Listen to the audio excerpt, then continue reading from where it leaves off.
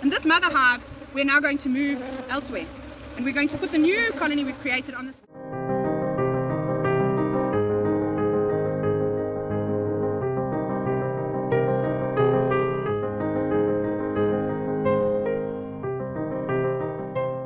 We are here on this beautiful farm in Eston. The bluegums right next to me here are still in full bloom, and we need more bees. We don't need honey. So what we're going to do on this site is we're actually going to be splitting these hives. We've already done one where the bees were mostly, the queen was actually laying in the super already, so that's a sure sign that the hive is ready to split. They're a little bit feisty. We've just cut and put new lovely shade netting down in this apron site, so they are a little bit boisterous, but we're going to give it a go anyway. Alright, so what you're going to need is a blank box next to your main hive. For ease of reference, we're going to call this the mother hive, and this is the baby hive. So we've already smoked them a bit, and so we're going to now have a look and see what's happening inside. So the roof is fairly empty because I already smoked them a little while ago. Okay, and having a look into the super, we supered these up only a couple of weeks ago, so this one actually hasn't even started building in the super. So we're going to have to first check if we can actually split it. In order to split a hive, you need at least 7 frames of brood and 10 frames of brood. This one is normally a little bit feisty anyway, so sometimes if the hive have already got the top of their brood frames, they won't move past that. That's what honey is. So that's where we have a switch.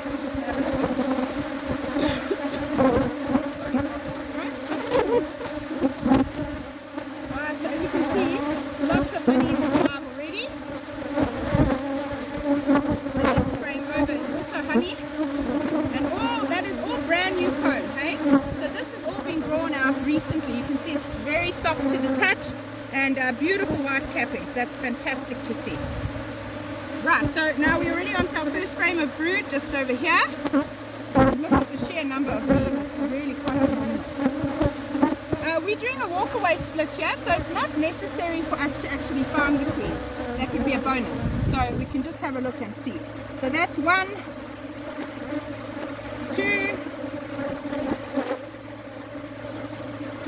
3.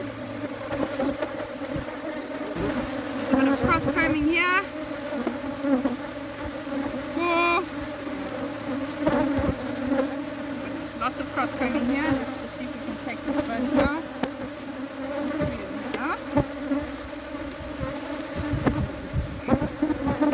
Okay. So there's brood on all 3 of these, as you can see here. Whenever you're doing a split, you're not here to repair. So we're not going to worry about repairing this cross combing. We're going to put stress on this colony already, so we don't want to put additional stress where we don't need to. Okay, so these 3 frames of brood I'm going to put into my new box on the side for my split. I need to make double sure that there are fresh eggs before I do it. Okay, so I'm just going to have a look here. You can see some lovely fresh eggs here and here. So this is good to go. Gently put it in there. The gymnastics moves there. Right. So that's super. I thought I just saw the queen. That would be a nice bonus. Okay, and then this frame here, you can see quite a few drones. Also, again, lots of new comb. So we're going to just shake these bees off in here, just to give them enough workers. When you're doing a walkaway split like this, you don't need to know where the queen is. She's in one of the boxes. And so long as you've given them both fresh eggs, whichever does not have a queen will be able to make their own. The first prize would be if you can find a queen cell. You can put that into one of the hives and make sure that that way you know that they definitely have requeen. But I have no doubt with this lovely flow that we've got on, there's so much pollen and nectar coming into these hives, it'll work no problem. Right, so now the positioning. I normally like to leave it closest to wherever your sun is, so we'll be keeping them all on the left hand side. That helps to keep the hive nice and warm, because remember we're making them smaller now. On the outer edge we leave honey. Then I'm going to put a blank frame right on the edge of the first frame of brood. Okay, so that they can build that out as a priority. Then I'm going to keep the 4 frames of brood that I've got nice and close together.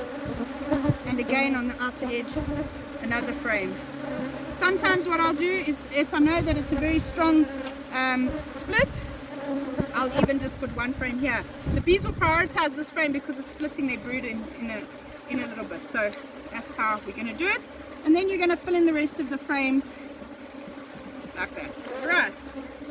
We're not going to put the super back on because this hive now is a starter hive. We don't need to have a super on there. And this mother hive, we're now going to move elsewhere. And we're going to put the new colony we've created on this position.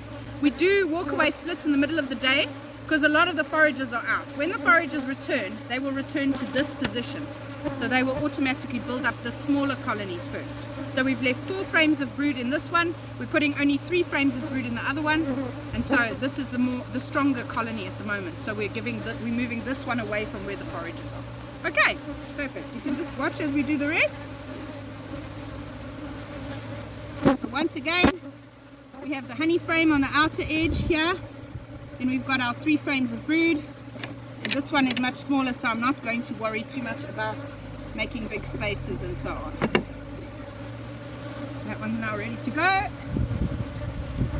going to shift the mother hive away.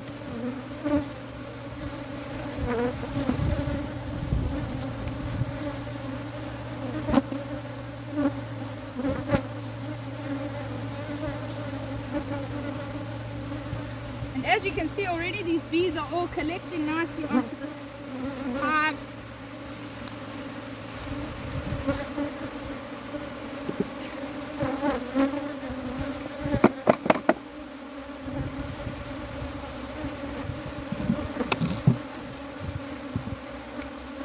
And that's it. Splitting 101. Remember that the hive that you split will only have a queen that is ready to lay in 40 days. Or that is actively laying within 40 days. So in a month's time we're going to come back. We might supplement feed with pollen patties if we need to. Just check the general condition of these hives. But I've no doubt we're going to have a few extra colonies when we come back. Have a great day. Bye.